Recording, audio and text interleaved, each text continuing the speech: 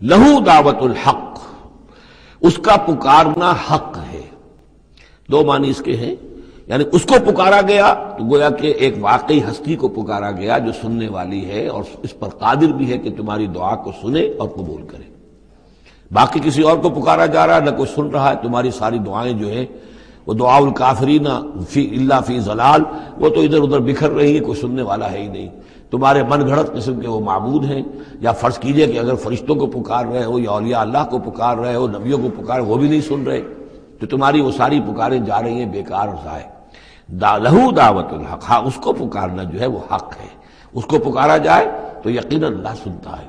اور ایک یہ بھی ہے کہ جو وہ پکار رہا ہے، جس بات کی وہ دعوت دے رہا ہے، وہ حق ہے۔ لہو دعوت الحق، وہ دعوت دے رہا ہے کہ میری بندگی کرو، میرے احکام پر چلو۔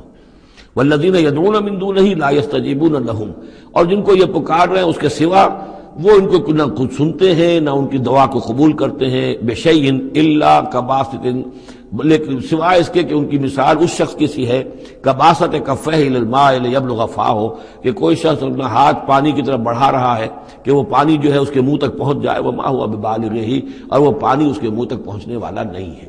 جیسے یہ ایک کار عبث ہے، پانی آپ لیں گے چلی میں منہ میں ڈالیں گے، صرف ہاتھ کے بڑھانے سے تو پانی نہیں آ جائے گا۔ جیسے یہ کار عبث ہے، ایسے ہی اللہ کے سوا کسی اور کو پکارنا کار عبث ہے۔ وما دعاء الکافرین الا فی ضلال، وہ الفاظ بھی آ گئے۔